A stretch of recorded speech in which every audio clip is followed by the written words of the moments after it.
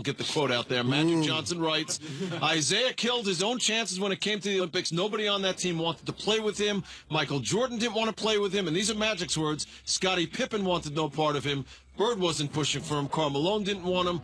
Who was saying we need this guy? Nobody. When this HIV announcement came and the reaction of all these people around him, people that he thought were his friends, to back away and to shy away from him, and then to find out that Isiah Thomas, the one guy he thought he was going to be able to count on through all this, to find out that he was questioning Irvin's sexuality, how he got this disease, and questioning people about it, it was devastating to him.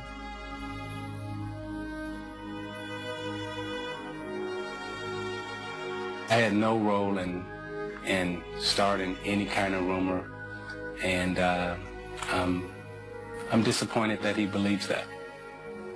And what's your relationship with him today? Well, he said we don't have one, so I guess we do. I hope as two African-American men that we do have the compassion and understanding to one day come together as two brothers. If Magic Johnson needs me, I'll still be there for him. This us? Yeah. You want me in the front or the back? You know, when he and I really sit down and just start talking and kicking it, we're never at a loss for words, so the conversation will go where it needs to go, and I think we'll figure out how to make it work. Home of the Lakers.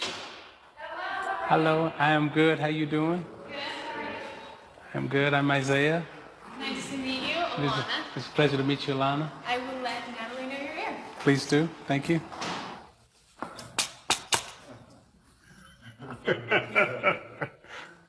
I want to see the court. You know I'm gonna have to go shoot a jumper in that gym now. Just to say I shot one. See, I knew you was gonna have a towel. I told Lynn, I said when I leave, right? You know I got dressed, right? You know I got dressed. I got dressed, right? And I was like, how's this? She's like, nah, you can't wear that. I'm gonna hold this one. I think I want you there. Correct, sir. You're correct. Not just what you know as as you got the socks on. I'm trying to, do something. We both got to do what we do. I was way ahead of my time. I say, now they wearing mismatched shoes. Remember I had the mismatched shoes. I was like, come on, this gonna be the style. You was like, nah. Now they doing all that. Now they doing all that. Yeah, I was like, come on now. Yeah, it's funny, like, you coming to interview me. I was like, you ain't coming to interview me. We gonna interview each other. That's how we do it around here. They said, so you got an hour. I said, it's gonna take us a half hour just to say hello. Let me know when y'all ready. See, you and I started the NBA All-Star game being what it was. Yeah. And we gonna make them come up out of their seat. Yeah. Remember that? Yeah. Remember that? Remember that? The first 10 minutes.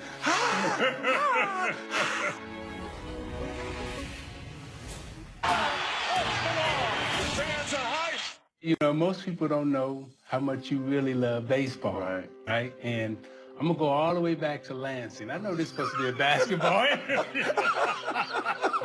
I'm gonna go back. I know this is supposed to be a basketball. But I'm gonna go back to the softball team that you had in Lansing. That's right, traveling team. Traveling team. And so Mark and I would be like, this month, or is he just doing it for like his friends? You know, is he just doing it for Dar and everybody else? And then you would come out with your uniform on and everything. I'm like, this dude really going to the baseball game. So just for everybody watching, tell them how you really got started in baseball. Exactly. I would go home every summer after finishing our season with the Lakers, and I would get on that team, play either first or third base. We know. You would come home after the finals, Yep, right? yep, After the finals, yep, right? yep. Win or lose. Yep. You know, the next 2 days later, you got on the baseball uniform talking about, come on, man, we got to get this win.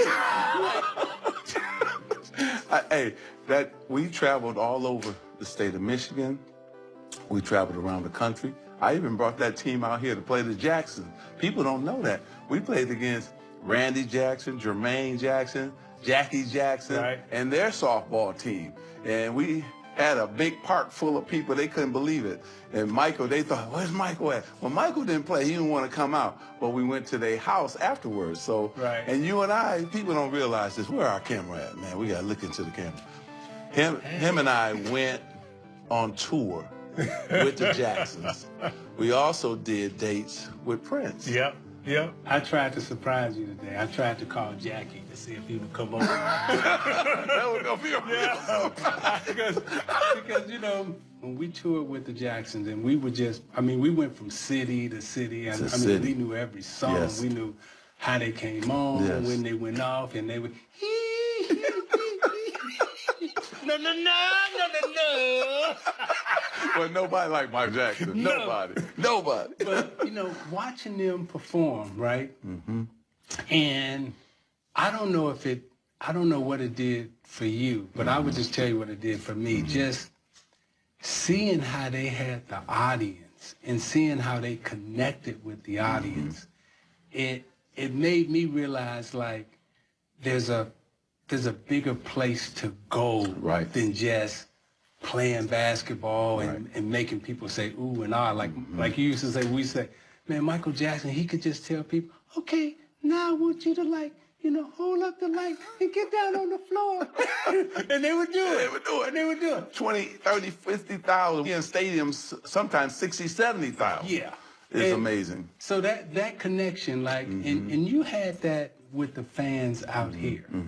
Like, your no look, you know, you can point. I mean, and you just had the Laker fans, California, like, in the palm of your hand. Dick, start him for you right away. Go get him, Magic. Thank you. And here he comes from behind the back, a fake. Oh, the pass. Here we go. And that's the first apiece. How did that feel at such a young age? And by the way, how did you handle it? Well, I think, you know, you only can do that if you excel, right, at your craft and at your game. My whole thing, just like yours, was to win. Yeah. I just wanted to win. Right? And everything. At everything. Don't tell anybody all my secrets. And everything. Unlike Mark and I mean, we heard with Dominique, we be like, really? Really? Herb, you gonna call that foul? Yes. It's 4-4, right? You would get all the way to the basket, see if it go in. Ah, that's foul. That's foul. That's right. I wanted to win. Yeah. But see, now, you just said it right. Herb Williams, Mark Aguirre, Dominique Wilkins, yourself. Now, I'm older than all four. So my job as the bigger brother was to teach you guys how to win. You were a great teacher. You know? So that was a part of it, right? And so, just like Reggie Miller, same thing at UCLA. I used to call all those fouls. He used to get mad. He stomped mad. I said, well, you got to do something about it then. Don't let it get to 4-4. Right. And us having the ball. Then you don't have to worry about that. Right. So then he's like, oh, I get it now, right? I was a gym rat. I loved to win. I loved to play. Michael Jackson loved to perform for the people. Yeah. He was a perfectionist. It made you and I become a perfectionist. Watching Michael Jackson at his craft. It made us also work harder to become great. Yeah. Because Michael Jackson was great. Yeah. Right? And we would be watching him rehearse. No, that's not good enough. Exactly. We'd be like, I know it. what was wrong with that? You and I, we be up dancing, and then he'll stop. No. You're off a little bit. Like, and we be like, man, they sound great. And remember, he used to sing how he wanted them to play. yes. Yeah. That's what blew me away. Every instrument, Yes. he can vocalize it. He can vocalize. I want you to ding, and you and I was sitting up there. Did he just sound like a guitar? Remember, he had that big, long mirror, so he'd be practicing his moves and everything. And we'd be up there practicing them. The moonwalk walk like we gonna moonwalk like Michael, you know. But it gave us something to hang on to go after. This man is such a detailed perfectionist all the way down to the little things. So it made me go back as a basketball player to go all the details, practice the right way. And we pushed each other to be great, right?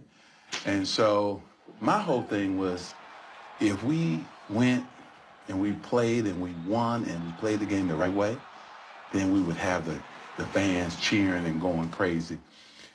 See, you and I started the NBA All-Star game being what it was. Yeah. That's just what you said you'd look for the first 5 minutes. Isiah and Magic getting these two teams on the run. We would get together and say, okay, you push the rock, I'm going to push the rock, and we're going to make them come up out of their seat. Yeah. Remember that? Yeah. Remember that in the first 10 minutes? One-on-one, Isiah against his buddy Magic. He didn't want to embarrass him. And Magic stole. Come on, bring it back here again. And then Dr. J got to be Dr. J. Dominique got to be Dominique. And, you know, James Worthy on my side, George Gervin on my side got to be beautiful basketball players. And I wish that they would do that, because we also took it serious, too. Yeah. That we played hard in the All-Star game. Yep. But we weren't going to hurt nobody, but at the same time, we weren't going to just let you have something either. Right.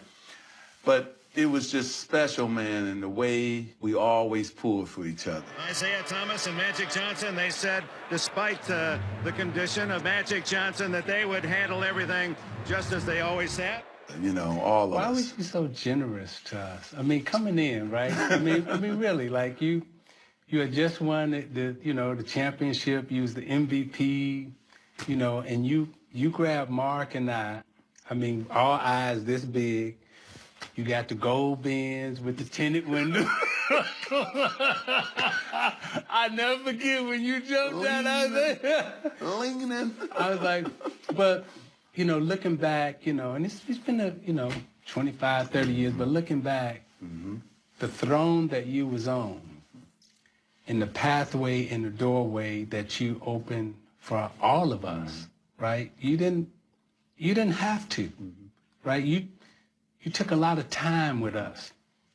You say you was showing us how to win. We say you was cheating. That showed how to win, though. Yeah. But I, why did you do it? Well, I think, first, the love I had and still have for all of you guys. Second, God blessed me, right, with an opportunity. Whoever thought this poor kid from Lansing, Michigan, who had so many doubters that no way you could make it to the NBA, no way you could do it. And by the way, when I went to Lansing, I thought all y'all was rich. Coming from where I came from, I was like, what you mean y'all poor? Y'all rich. And we were like, yeah, right.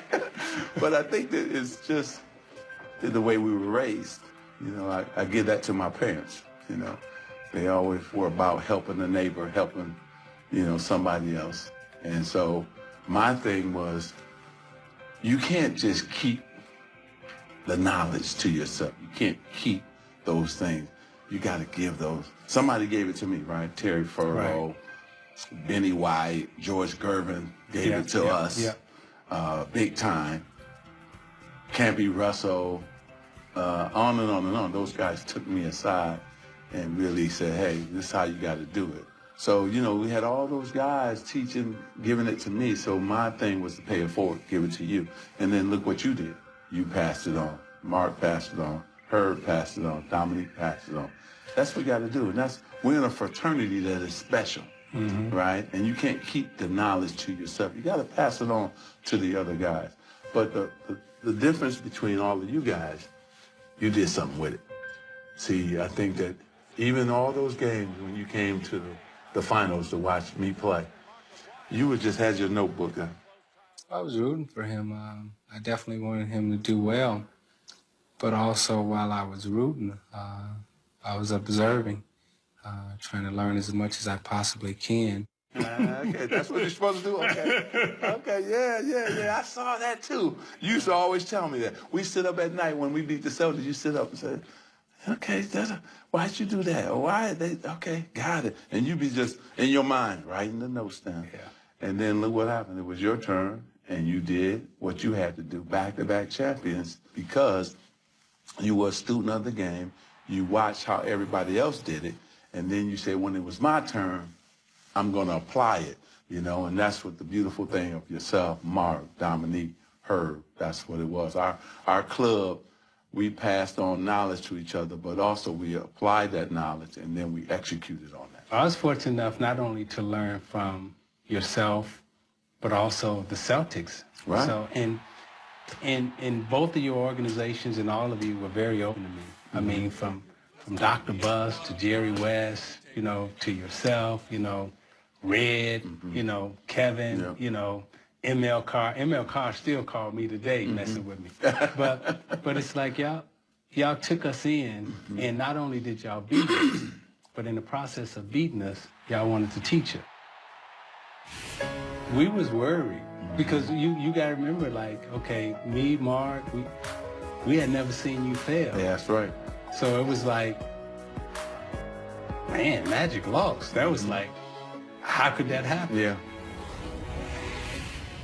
Austin. And we come back to LA, and I'm gonna sing this song, and I'm gonna tell me if you remember the year. Just once, can we figure out what we keep doing wrong, right? Uh-huh. Y'all lost that year. And I never forget, y'all was having y'all end-of-year meetings, and y'all had a luncheon or something somewhere, and I'm there, and it was a bad loss y'all had to the Celtics. And, you know, you cried the whole night, you know, and, you know, we sitting in the hotel room just watching you, like, just, I mean, cry hard. Like, and we didn't say nothing, like, wasn't no words, right? And I'm sitting there and I'm watching all this, watching you go through that pain, that hurt. And for whatever reason, that song came back, and y'all was all like, you know, singing it, you know, and that summer we working out and everything. Came back the following year and won it. Right. So my point is, and the question that I want to ask is, through all the ups and downs, how did you keep getting up and coming back? Pain of losing. And that year, that was 84. You know, I had excelled every time. State high school championship, college championship, first year, 80, 82. I never failed, you know, and it was my fault that we lost that championship. That was my fault. I turned the ball over, made some bad decisions. And, man, I cried, not only that night and the next night, but also all summer. Really. All summer. Yeah. I mean, and stayed in the house a lot, too. Yeah.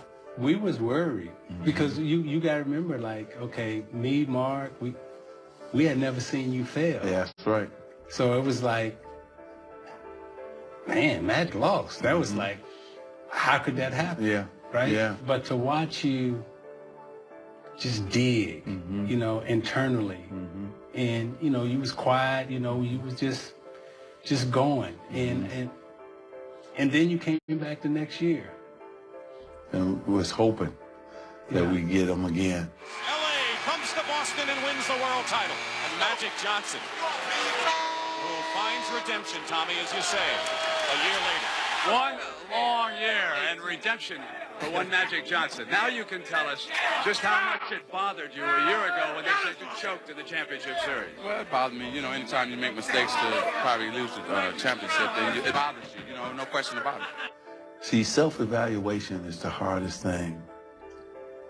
To critique yourself, to check off your weaknesses, that's hard for any person to do. So I had to go deep inside myself and say, hey, I'm not as good as I thought I was. I got to go back to the lab. I got to go to work. And so we went to work. We went to work that whole summer. Yeah, you went to work on us. And not just you two either, three. Man, I was trying to go to work on everybody. And all that pain, I put it on everybody else. Like, yo, man, hey, this ain't the final.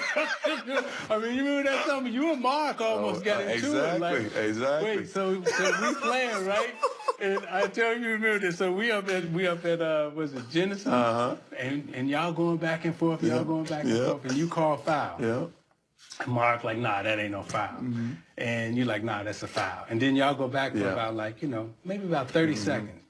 And then I hear Mark say the magic word, mother. I was like, hey. Hey, y'all. But you was getting ready to fight. Like, and I'm looking at you like, this dude think he like in the garden, like man. It's just fun. But every game, every. But that's the pain. That's the pain of losing, and also have to really come back and be better. And the pain caused me to get into an argument with one of my closest friends, right? Because it wasn't that game, it wasn't that moment. It was about the Celtics, and it's about me not performing to my ability in that 7-game series. But the good thing about us, we understood that. So once the games were over, well, we're going to get something to eat. Let's go get this tuna milk. Exactly.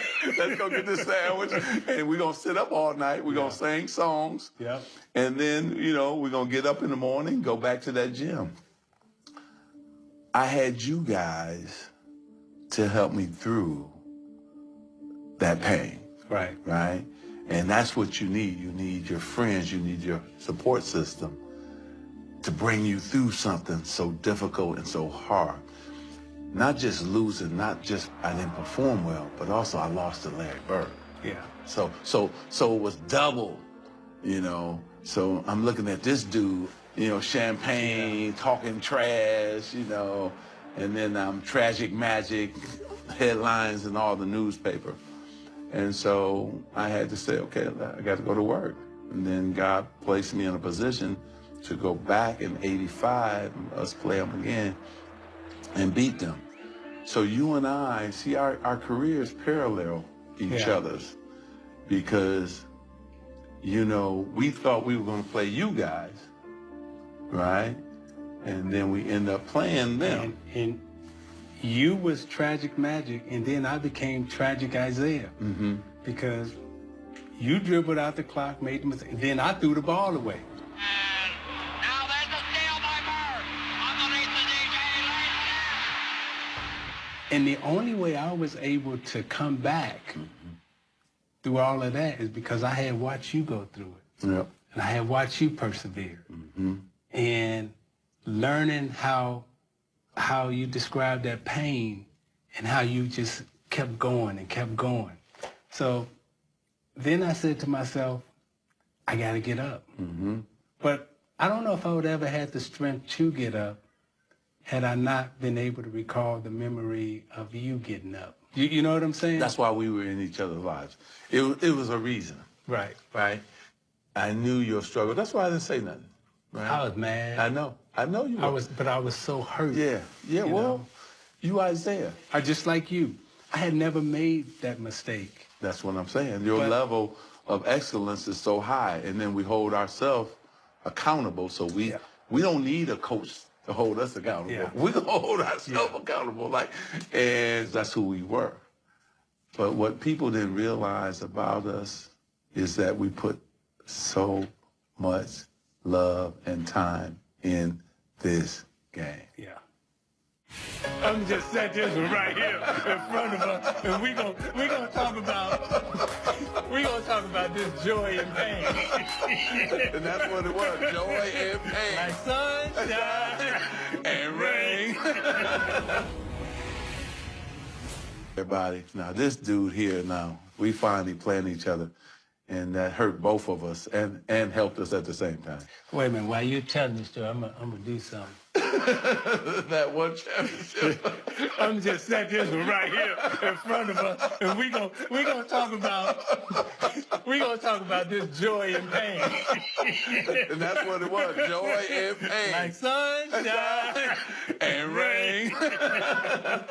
Oh, Frankie Beverly at when we need saw him. Frankie a lot too. But you know, I tell you, it's incredible that we were with each other when we both lost, when we both made mistakes, when we both said we got to go to another level, right? And then we end up playing against each other.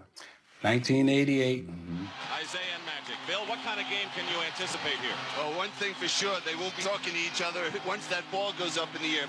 Kyrie, they think all the dudes dribbling now? That was you already then. Yeah. That was you. When we on tour, some dude thought he could guard you. You said, what? Yeah. Come here. Yeah, back then, if you did all that in the NBA, they beat you up. Exactly. Somebody would grab you like, hey, don't do that. Exactly. Crossover, the things that you could do, you had Tim Hardaway's crossover. Kyrie, what he doing? Steph, what he doing? I was telling people, I said, man, stop. I saw a dude do all of that. And then did it against my Lakers on one leg. Who scores 25 points on one leg in the fourth quarter? Someone who was inspired by you. In the championship. The championship. No, really, it's like we never really got a chance to have this conversation. The one thing I admired, we was tough, and you know, we was having our way with y'all, right? So we go back to the Silverdome, and Riley, I think, issued the challenge to you personally. You know, Magic, you got to do something about Isiah. Y'all friends, y'all kissing, da-da-da-da, right? And I never forget, I was coming down the lane, and you ain't even go for the ball. You just like, boom, knock me out of the air. Thomas hit by Magic Johnson. And look who he pushes, his best buddy. And I turned around and I pushed you. And got up swinging. You just didn't push, you got up swinging. Well, I should have. But you swinging up. Yeah. But at the same time, it's like, I hated it, but I admired it because it was like, if you didn't do that, Right. your team was dead. And we knew it. And you knew it. Your team was dead. They wasn't going to respond. But you responded with the physicality on me. Right. And that inspired your team.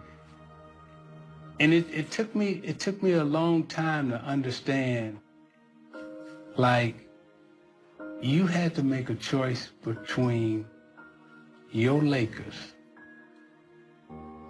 and our friendship. And at that time, right, I'm still trying to get one of these, right? Right.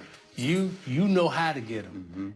And even though I had been with all of you, you was like, it's the Lakers first. And I couldn't understand that. And emotionally, that like really hurt me. Right. But it also taught me, like, hey, you got to get it. It's about being a champion. And if you ain't willing to go after it, you ain't gonna win it. Right. Well, we have to remember, you guys were young, athletic, and hungry. Physical, tough, hungry. Yeah. And that was our only move. And we had to win game 3. See, we had to win game 3. See, we didn't know that. Yeah. Right? See, when you're in the series now, see, like, you knew the formula. See, that's what I'm saying. When you come in there, like, Mikhail was like, go there and don't be happy just to be there. So we win game 1. We like, oh, man, we happy. You come back game 3 and it's like, I mean, you know, the kiss was a kiss, but it wasn't really a kiss. It was like, you know what I got to do, right? You got to do it. But I ain't understand. I'm like, hey, man, you know. Yeah. And boy, y'all came out, and every time y'all scored, it wasn't no high-fiving. It wasn't no nothing. It was just like, pop, pop, pop, pop, pop. And for us, the following year, it's like, okay, we learned. Yeah.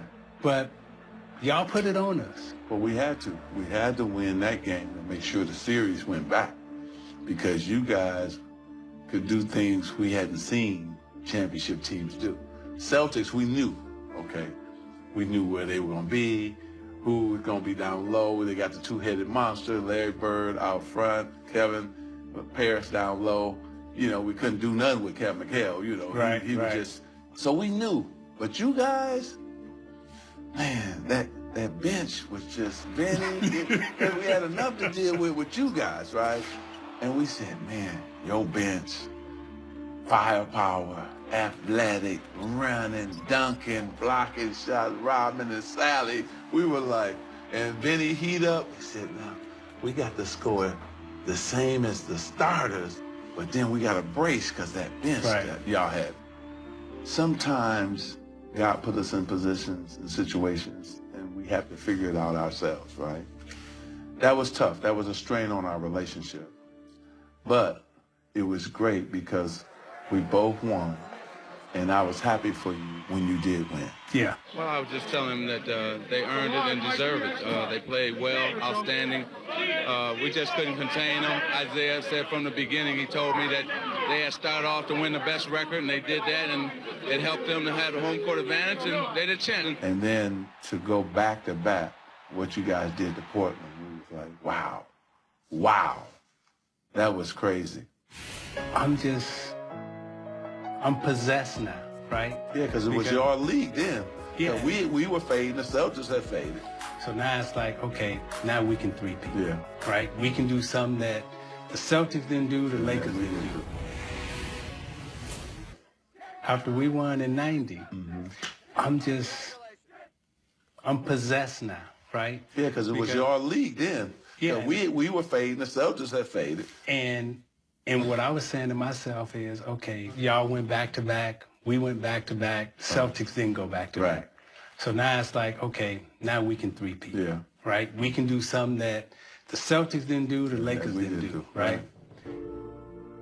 I had that gym in my house, and I shot every single day. And you know how we used to practice. I know. And I was shooting 14, 15 hours a day. I would eat, shoot, eat, shoot, and maybe about 10 games, 15 games into the season, I wore my wrist out. Yeah. Just overshooting. So I went to the doctor, right? Doctor looked at it and he's like, we got to do surgery on your wrist. I was like, it'll be all right. Just sprain it. And that's you too. Put some tape on it. You know, you're going to be all right. And he's like, no. He said, if you bend this wrist one more time, it ain't never coming back. So they cut my wrist open, and I missed maybe 52 games in 91. Then came back for the playoffs, won the same, but we get to the Eastern Conference Finals. And, you know, back in our day, you know, the wounded, you kill the wounded. Yeah. And Jordan and Pippen, them, every time they saw my wrist, they was, and that's what happened. And then it was their turn. It was their turn, and it was that good. But you taught them how to win. Well, the Pistons taught them how to win. No, I'm saying it. You don't have to say it. I'm saying it because that's the truth. You know, you learn from other teams how to win. And I still say this to this day. If my wrist wasn't messed up, I'd have got them. Just like you said, if your hamstring wasn't messed up, you would have got us, right? And probably would have. And that's what everybody should think as winners. That's how it goes. That's how it goes. You were great teachers for us. And we were supposed to dominate, but injuries happen. Yeah. You know? That's part of it. I would say to you, this has been a tremendous day. My wife, my mother, my father have been saying, y'all need to get back together. Yeah. Just to sit across from you and relive those moments. Public ups and downs, but what people don't realize is that, you know, since 18, we've been on this public stage, right? And unfortunately, you know, all our love and joy, you know, pain and hurt, you know, gets to be viewed through the microscope. Yeah. Now, I'm going to bring you back to the Kiss. Did you ever think the Kiss would be on a poster? I know. In the middle of Los Angeles, right? Remember why we started? Remember we used to see the Italian families greet each other like that, remember? And then our families, exactly. Our families became close. And we was like, we good, we could do it. Now everybody was like, what they doing? You know? I wasn't going to meet you anymore and say, yeah, exactly. Exactly. How you doing? It's really good to see you. And that's what, we could be friends, we could show male affection toward each other and go out and do our job and do what we were supposed to do. Lynn, your wife, Cookie, my wife, were friends, tight as well. We all used to go on vacation together. Remember, we go to Hawaii, dominate in pool, volleyball. Oh, man, the times we had. Look at our lives. Okay, we went through the basketball thing. We both win the championships. We retire. And what people don't know, we're both in business. Yeah. We both been on TV. But tell people, I think we did our first business deal in '84. We bought the radio station in Colorado. I mean, this is how we were thinking back then. Way before. We owned real estate in Palm Springs and in Michigan. Big Bear. Yeah, I mean, we was so ahead of our time. And I think that frightened a lot of people. Yeah, we were ahead of our time. And this is what I didn't understand and now understand now. Our relationship is important to our community. I'm working now. Like, I get to see Chris Webber and Steve Smith, and I get to see them every day. I talk to Jalen Rose, and I'm saying to myself, like, it's bigger than us. Yeah. For Chris Webber and Jalen Rose, for LeBron James and Kevin Durant, this is a big moment that you and I are sharing right now. Great point. And I can remember us, like, you know, sitting in the hallways and everybody saying, you know, they're going to try to pull y'all apart. You know, they're going to try to separate you. We're like, nah, we ain't going to never get separated. Right. Even Jackie was saying it. Exactly. Remember the Jackie was saying exactly. They're going to try to separate y'all, you know. I keep hearing those conversations, and I keep replaying it back. And then now I look at what's happening in the world with what was happening then and what's still happening now in terms of social injustice. Right. You know, in our community. We got MLK Day coming up, like... You know, you and I as black men, as brothers, as friends, like, this relationship is important to our community and to our families historically, because I'm sure your brother, my brother, my sister, your niece, on and on and on. You keep going. Yeah, I mean, everybody's like, you know, y'all all right? Exactly. Like, yeah, we all right, you know? I mean, but it's important to everybody. No, it really is. And also, too, you have to remember, you and I were the leaders back then. But I didn't know that. Yeah, well, we both didn't know it, but now we know it. Just like Pat Riley used to tell me, he said, Urban, you're not going to even know the impact and the effect that you had or enjoy the winning until after it's over. Yeah. And he was right. You know, we were in the moment. Our lives have paralleled each other. We were leaders, even in league. We helped change the All-Star Weekend. We helped change a lot of different things within the league. And now we're helping young men understand also to social causes. Back then, you and I were the leaders of that, whatever issues they were. And so what guys are doing now, we were already doing. Yet it was a smaller scale. We didn't have social media. We didn't have all the things to blow it up. But I would say to you, this has been a tremendous day, right? My wife, my mother, my father have been saying, y'all need to get back together. Yeah. So when everybody called, I said, no question, we're going to do it.